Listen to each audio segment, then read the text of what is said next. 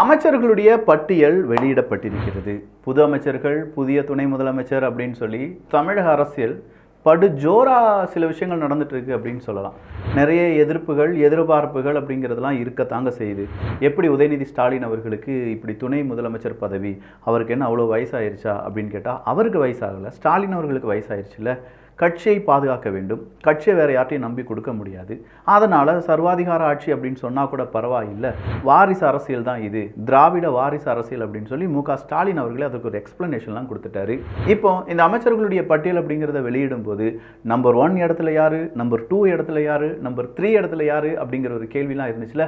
செந்தில் பாலாஜி அவர்களுக்கு எந்த இடம் அப்படிங்கிறவும் ஒரு கேள்வி இருந்துச்சுல. அதுக்கு எல்லாமே பதில் அப்படிங்கிறது கிடைச்சிருச்சு. கடைசியாக வேறொரு அப்டேட் வந்திருக்கு. விஜய் அதாங்க 2026 நம்பர் 2 கட்சியாக மாறுறதுக்கான வாய்ப்புகள் இருக்குன்னு சொல்லி அண்ணன் திருமாவளவன் அவர்கள் சொன்னாங்களே. த.வே.க. தமிழக வெற்றி கழகம் அதனுடைய முதல் மாநாடு நடக்க போகுது பார்த்தீங்களா. அந்த முதல் மாநாட்டை பற்றியான சின்ன சின்ன விஷயங்கள் லீக் ஆகியிருக்கு. அது என்ன அப்படிங்கிறதையும் இந்த ஒரு பதிவில் பார்க்க போகிறோம். இது தமிழ் பக்ஷம் வழங்கும் ஆழமான அரசியல் சதுரங்கம்.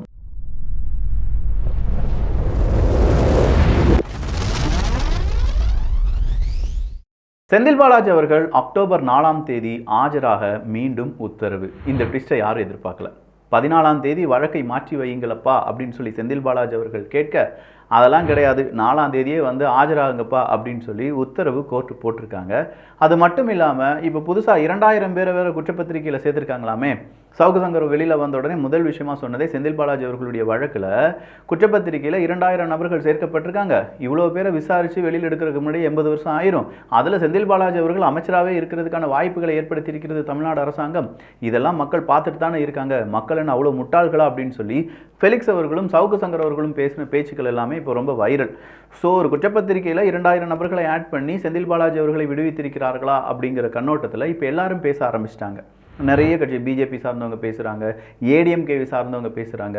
அப்போ செந்தில் பாலாஜி அவர்களுடைய வழக்கை நீர்த்து போக வைப்பதற்காக சட்ட ஓட்டைகள் அப்படின்னு ஒன்று இருக்கும்ல, அந்த ஓட்டைகளை பயன்படுத்துகிறது அரசாங்கம், தமிழ்நாடு அரசாங்கம். அதனால தான் ஸ்டாலின் அவர்கள் தைரியமாக, எப்பா தியாகி வாப்பா வெளியில், உன்னுடைய அந்த தியாகமும் உன்னுடைய உறுதியும் உன்னை காப்பாற்றட்டும், நம்மையும் காப்பாற்றட்டும் அப்படின்னு சொல்லி, இவர் தியாகின்னு சொல்ல, தாய்மானவராக இருக்கக்கூடிய அவர் எனக்கு மிகப்பெரிய ஆசான் அப்படின்னு சொல்லி ஸ்டாலின் அவர்களை செந்தில் பாலாஜி அவர்கள் பாராட்ட, இதெல்லாம் ஒரு புறம் இருக்கும் போது செந்தில் பாலாஜி உட்பட தமிழக அமைச்சரவையில் இருக்கக்கூடிய அமைச்சர்களில் எத்தனை நபர்களில் வழக்கு இருக்கு, அந்த வழக்கினுடைய நிலுவை என்ன, எப்படி போயிட்டு இருக்கு அப்படிங்கிற அந்த ஸ்ட்ராட்டஜிஸ்லாம் எங்களுக்கு எடுத்து காண்பியுங்கள், அதற்காக தனியாக சில அமர்வு பெஞ்சுகளை அமையுங்கள் அப்படிங்கிற உத்தரவும் பறந்திருப்பதால் தமிழ்நாட்டு அரசியலில் நீதிமன்றத்தினுடைய விளையாட்டுகளும் கொஞ்சம் இருக்கிறதுக்கான வாய்ப்புகள் அப்படிங்கிறது இருக்குப்பா. ஸோ அடுத்ததாக அமைச்சர்களுடைய அந்த பட்டியல் அப்படிங்கிறது வெளியிடுறாங்க. இங்கே நம்பர் 1 நம்பர் 2 அப்படிங்கிறது எல்லாமே ஒரு பேசு பொருளாக பார்க்கப்பட்டது. ஏன்னா நேற்று அமைச்சர்களுடைய புகைப்படம் அப்படிங்கிறது எடுக்கப்படுது. அதில் 2 அமைச்சர்கள் மிஸ்ஸிங். ஐயா பிடிஆர் பழனிவேல் தியாகராஜன் அவர்கள் இல்லாதது ரொம்பவே வருத்தமாக போச்சுப்பா. அந்த மனுஷன் தான் நிறைய நல்ல விஷயங்கள் சொல்லுவார், சூப்பராக இருந்தார். அன்ஃபிட் தத்திகள்லாம் வச்சுக்கிட்டு சும்மா வாரிசுக்காக நீங்கள் கட்சி நடத்த பார்த்தீங்கன்னா ஏதோ திறமைசாலிகள் உள்ள கட்சி உங்களை உதச்சிட்டு போயிடும். முதல்ல திமுக ஆட்சிக்கு வந்தபோது திமுகவினுடைய முகமாக பார்க்கப்பட்ட நபர் இதே பிடிஆர் பழனிவேல் தியாகராஜன் அவர்கள் தான். அதன் பிறகு ஒரு ஆடியோ லீக் ஆனது. அந்த ஆடியோ லீக்லேருந்து பிடிஆர் பழனிவேல் தியாகராஜன் அவர்கள் லைம்லைட்லேருந்து தூக்கி எறியப்பட்டிருக்கிறார். அதுதான் சத்தியமான உண்மையும் கூட. நிறைய பேருக்கு பிடிஆர் அவர்களை பிடிக்கும். யாருக்கெல்லாம் பிடிஆர் அவர்களை பிடிக்கும் அப்படின்னு சொல்லி நீங்கள் உங்களுடைய கருத்துக்களை பதிவு பண்ணலாம். ஸோ இப்போ வந்திருக்கக்கூடிய தகவலில் முதல் இடத்தில் ஸ்டாலின் அவர்கள், 2வது இடத்தில் துணை முதலமைச்சர்லாம் கிடையாது, துரைமுருகன் அவர்கள். இந்த துணை முதலமைச்சர் இல்லாட்டி உதயநிதி ஸ்டாலின் அவர்களுக்கு மரியாதை எல்லாமே கொடுக்கும்போது துரைமுருகன் அவர்களை மட்டும்தான் நிறைய பேர் டார்கெட் பண்ணுறாங்க. ஏன்னா முதல்ல இருந்தே சலசலப்பு, சீனியர் ஜூனியர் அப்படிங்கிற ஒரு சலசலப்பாக இருக்கட்டும், துணை முதலமைச்சர் பதவிக்கு நீங்கள் பொறுப்பானவராக இருக்க முடியும் அப்படிங்கிறதா இருக்கட்டும், இல்லை ரஜினிகாந்த் அவர்கள் பேசினதாக இருக்கட்டும், அதற்கு மறுபடி உதயநிதி ஸ்டாலின் அவர்கள் இன்னொரு மேடையில் பேசினதாக இருக்கட்டும், இப்படிங்கிற ஒரு சலசலப்பு இருந்துக்கிட்டே இருந்துச்சு. அப்போ இந்த சலசலப்பில் உதயநிதி ஸ்டாலின் அவர்களை இவருக்கு பிடிக்கலை, இவருக்கு அந்த பதவி கொடுத்தது துரைமுருகன் அவர்களுக்கு பிடிக்கலை அப்படிங்கிற அந்த டாக் இருந்துக்கிட்டே தான் இருக்குது. அதுக்கு தகுந்த மாதிரி உதயநிதி ஸ்டாலின் அவர்கள் துணை முதலமைச்சராக பதவி இருக்கும்போது எல்லாரும் வாழ்த்துக்களை சொல்கிறாங்க. அப்படி துரைமுருகன் அவர்கள் மட்டும் உட்கார்ந்துட்டே இருக்காங்க. வயது மூப்பு காரணமாக அவர் உட்கார்ந்துருக்கலாம் அப்படின்னு சொன்னாலும் இந்த இடத்துல 2வது அமைச்சர் அப்படின்னு சொல்றது யாருக்கு கொடுக்கப்பட்டிருக்கிறது? துரைமுருகன் அவர்களுக்கும், 3வதா உதயநிதி ஸ்டாலின் அவர்களுக்கும். செந்தில் பாலாஜி அவர்களுக்கு 21வது இடமும், இப்போது அமைச்சராக மாறி இருக்கக்கூடிய ராஜேந்திரன் அவர்களுக்கு 19வது இடமும், கோவி செழியன் அவர்களுக்கு 27வது இடமும் கொடுக்கப்பட்டிருக்கிறது. மீண்டும் அமைச்சராக பதவியேற்று இருக்கக்கூடிய நாசர் அவர்களுக்கு பட்டியலில் 29வது இடம் கொடுக்கப்பட்டிருப்பதாக தகவல்கள் வெளியாகி இருக்கின்றன. அடுத்ததா விஜய் அவர்களுடைய மாநாடு. விஜய் அவர்கள் தான் அடுத்ததா ரொம்ப முக்கியமான ஒரு தலைவராக இருக்க போறாரு அப்படின்னு சொல்லி திருமாவளவன் அவர்கள் சொல்றாங்க.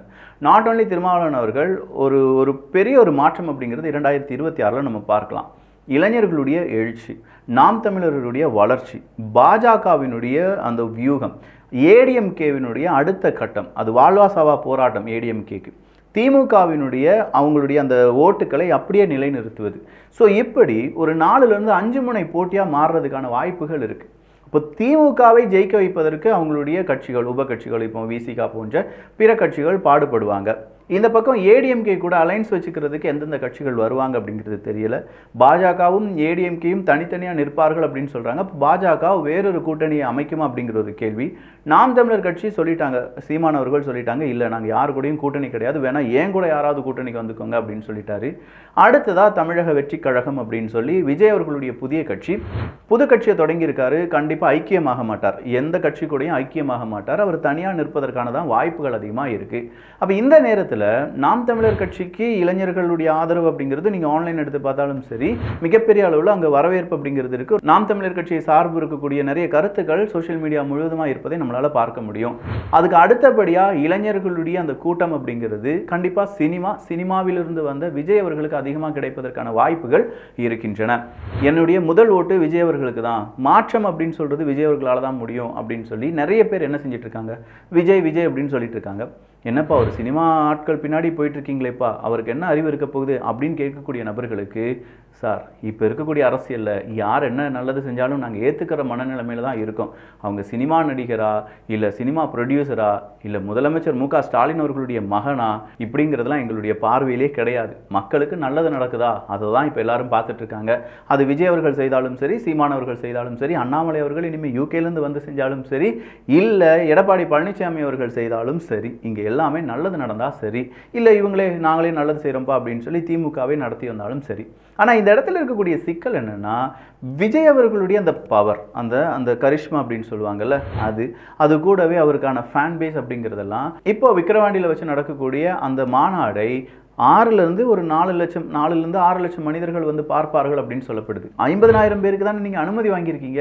21 கேள்வி கேட்டாங்களா, எத்தனை பேர் மாநாட்டுக்கு பங்கு பெறுவார்கள், அவங்களுடைய வண்டி எங்கே நிறுத்தப்படும், சுற்றி கிணறு இருக்கா, கிணறு பாதுகாக்கிறதுக்கு அவங்ககிட்ட சொல்லிட்டீங்களா, இந்த மாதிரி கேள்விகள்லாம் வந்துச்சுல்ல.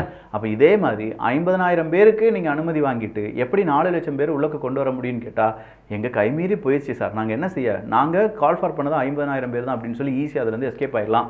அப்போ வரக்கூடிய நபர்கள், மாவட்ட செயலாளர்கள் அப்படின்னு இருப்பாங்கல்ல, அப்போ ஒவ்வொரு மாவட்ட செயலாளருக்கும் என்ன உத்தரவு பறந்துருக்கு, அட்லீஸ்ட் ஒரு 6,000லேருந்து 10,000 பேரை கூப்பிட்டு வந்துருங்க உங்களோட மாவட்டம். இப்போ 38 மாவட்டம் அப்படின்னா 38 மாவட்டங்களையும் ஒரு 6,000 பேர் அப்படின்னு சொல்லி பார்க்கும்போது கிட்டத்தட்ட அதுவே கணக்கு ஒரு 4 லட்சத்துக்கு மேலே போயிடுது. அப்போது இந்த 3லேருந்து ஒரு 4 லட்சம் மனிதர்கள் வராங்க அப்படின்னா அவங்க வரக்கூடிய வண்டி, அப்போ அந்த வண்டிக்கு இன்சூரன்ஸ் இருக்கா, ஏன்னா சின்ன ஒரு நெகட்டிவ் கிடைச்சாலும் அதை பெரிதுபடுத்துறதுக்கு மிகப்பெரிய அளவில் இங்கே சோஷியல் மீடியா அப்படின்னு ஒன்று இருக்குது. உதாரணத்துக்கு இன்றைக்கி கூட இந்த என் ஆனந்த், புசி ஆனந்த், இப்போ என் ஆனந்த் அப்படின்னு தான் சொல்கிறாங்க. தமிழ்நாடு வெற்றி கழகம் அதை சார்ந்து இருக்கக்கூடிய நபர்கள், அதுலேயும் குறிப்பாக இவருடைய தொண்டர்கள், விஜய் அவர்களுடைய தொண்டர் ஒருத்தருக்கு லீவு கேட்டிருக்காரு, லீவு கிடைக்கல, போனஸும் வேண்டாம் சம்பளமும் வேண்டாம், நான் என் தலைவனை பார்க்க போகிறேன்னு சொல்லிட்டு வந்த தொண்டர்கள் இருக்கக்கூடிய ஒரே கட்சி தாவேகா தான் அப்படின்னு சொல்கிறார். இதை என்ன செய்ய ஆரம்பிச்சிட்டாங்க, ட்ரோல் பண்ண ஆரம்பிச்சிட்டாங்க. பார்த்தீங்களா, வேலை வெட்டி இல்லாமல் வந்து தலைவரை பார்க்க வாங்க அப்படின்னு சொல்லி ஒரு கூட்டம் கூடுது, இப்படி ஒரு கூட்டத்தை உருவாக்கி வச்சுருக்கோம் அப்படின்னு சொல்லி சின்ன சின்ன விஷயமா இருந்தாலும் அதை நெகட்டிவாக மாற்றுறதுக்கும் அதை வேற மாதிரி ப்ரொபகண்டா செய்வதற்கும் மீடியாக்களும் ஐடி விங்குகளும் தயாராக இருக்கின்றன. அப்போ விஜய் அவர்கள் என்ன செஞ்சிருக்காரு அப்படின்னு சொல்றாங்கன்னா, செவி வழியும் ஊடக வழியும் அந்த தகவல் தானே தவிர விஜய் அவர்கள் நேரடியாக இது எதுவுமே சொல்லலை. நீங்கள் வேணா தினத்தந்தி இது மாதிரி பல ஊடகங்களை பார்க்கலாம், இந்த செய்தியை வெளியிட்டிருக்கிறார்கள். இதுக்காக வழக்கறிஞர்களுடைய ஒரு குரூப் ஒன்று உருவாக்கியிருக்காங்க. அதே மாதிரி ஒவ்வொரு வண்டி, எந்த மாவட்டத்திலேருந்து வண்டி வருது, அந்த வண்டி கரெக்டாக ரெஜிஸ்டர் செய்யப்பட்டிருக்கிறதா, பெண்களுக்கு தனி சீட்டு, வயதானவர்களுக்கு தனி சீட்டு, திருநங்கைகளும் திருநம்பிகளுக்கும் தனி சீட் அப்படின்னு சொல்லி அந்த சீட்டிங் அரேஞ்ச்மெண்ட்லாம் செஞ்சுருக்கோம். ஸோ இது ஒரு 4 லட்சம் பேர் வர்றதுக்கான வாய்ப்புகள் இருக்குது. அதே மாதிரி வர்றவங்க போகிறவங்களுக்கு ஏதாவது பிரச்சனை அப்படின்னு வந்துச்சுன்னா அதை எப்படி சால்வ் பண்ணுறது, பார்க்கிங்கில் ஏதாவது பிரச்சனை வரும்போது அதை எப்படி சார்ட் அவுட் பண்ணுறது, அதுக்கான சட்டம் என்ன சொல்லுது அப்படிங்கிறதுக்கான ஒரு பெரிய டீமையே விஜய் அவர்கள் உருவாக்கி இருப்பதாக சொல்லப்படுகிறது. இதெல்லாம் உருவாக்கி இருக்காங்க அப்படிங்கிற செய்தியோடு மட்டும் நிற்காமல் உண்மையிலேயே உருவாக்கி இருந்தாங்கன்னா வேற லெவலில் வச்சு செஞ்சிருவார். ஆனால் இதில் ரொம்ப பெரிய அளவில் இருக்கக்கூடிய சிக்கல் என்னென்னா, நமக்கு தெரிந்த முகமாக இருக்கக்கூடிய நபர் விஜய் அவர்கள் மட்டும்தான். இனி விஜய் அவர்களுடைய கொள்கை என்ன அப்படிங்கிறது வெளியில் தெரியும். ஒவ்வொரு நபரும் இப்போ உதாரணத்துக்கு ஏதாவது ஒரு கைது நடந்துச்சுன்னா, எங்கேயாவது ஒரு தப்பு நடந்துச்சுன்னா விஜய் அவர்களுடைய தமிழக வெற்றி கழகத்தை சார்ந்தவர் கைது அப்படின்னு சொல்லி போடுறாங்க. அப்போ இதெல்லாம் ஒரு நெகட்டிவ் இம்பாக்டை ஏற்படுத்தும். அஸ் யூஷுவல் இது பல வருடங்களாகவே நடப்பது தான். திமுகவினுடைய ஒன்றிய செயலாளர் அப்படின்னு சொல்லி போடுவாங்க. அப்போ ஒரு பொசிஷனில் இருக்கிறவங்க, ஒரு அரசியல் கட்சின்னு வந்துருச்சு, இனி ஒரு பொசிஷனில் இருக்கிறவங்க அவங்களுடைய பொசிஷனை நினைத்து அதை எப்படி பாதுகாப்பது, அதுலேருந்து எப்படி நீங்கள் மீண்டு வருவது, அதுலேருந்து உங்களுடைய கட்சிக்கு எப்படி நல்ல பெயரை ஏற்படுத்தி கொடுப்பது அப்படிங்கிறத பொறுப்புடன் இருக்கக்கூடிய பொறுப்பாளர்களை நியமிக்க வேண்டும் அப்படிங்கிற பல பிரச்சனைகள் விஜய் அவர்களுக்கு இருக்குது. அதுலேயும் நம்பிக்கை துரோகம் செய்யக்கூடிய நபர்கள் வருவாங்க. ஒரு கட்சியிலேருந்து இன்னொரு கட்சிக்கு வாண்டடாக ஜம்ப் பண்ணுறவங்க வருவாங்க. வாண்டடாக இப்போ நிறைய பேர் விட்டு கேள்விகள் கேட்க வைப்பாங்க. நிறைய முதியவர்களை வரவழைப்பாங்க, அவங்கள வச்சு அழுக வைப்பாங்க. கேட்டால் தமிழக வெற்றி கழகம் தான் இதற்கு காரணம், எங்களுடைய வாழ்க்கையை நாசமாக போனதுக்கு இதுதான் காரணம் அப்படின்னு சொல்லி நிறைய ட்ராமாக்கள் அப்படிங்கிறது இனிமேல் வர்றதுக்கான வாய்ப்புகள் இருக்குது. இல்லை இவர் சட்டத்தை மீறி விட்டார் அப்படின்னு சொல்லி சட்ட வழக்குகள், சட்ட சிக்கல்கள் அப்படிங்கிறது விஜய் அவர்களுக்கு எதிராக வர்றதுக்கான நிறைய வாய்ப்புகள் இருக்குது. இளைஞர்களை தப்பாக வழி நடத்துகிறார் அப்படின்னு சொல்கிற பெரிய ஒரு குற்றச்சாட்டு, இல்லை அவருடைய தனிப்பட்ட வாழ்க்கையை சில நபர்கள் இனிமேல் அதை மேடை தோறும் பேச ஆரம்பிப்பாங்க. ஸோ இவ்வளவு சிக்கல் இருக்குது. இந்த சிக்கலெல்லாம் தாண்டி தமிழக வெற்றி கழகம் என்ன செய்ய போகிறது, அடுத்தடுத்த தமிழகத்தில் அரசியல் மாற்றம் என்ன நிகழப்போகிறது அப்படிங்கிறதெல்லாம் பொறுத்திருந்து பார்க்கலாம். நிறைய செய்தியை ஒரு வீடியோக்குள்ளே சொல்லியிருக்கேன். எப்படி இருந்துச்சு அப்படிங்கிற உங்களுடைய கருத்துக்கள் கமெண்ட்ஸ் இங்கே வரவேற்கப்படுகின்றன. நல்லதை பகிர்ந்து நல்ல சமுதாயத்தை உருவாக்குவோம். நன்றி, வணக்கம்.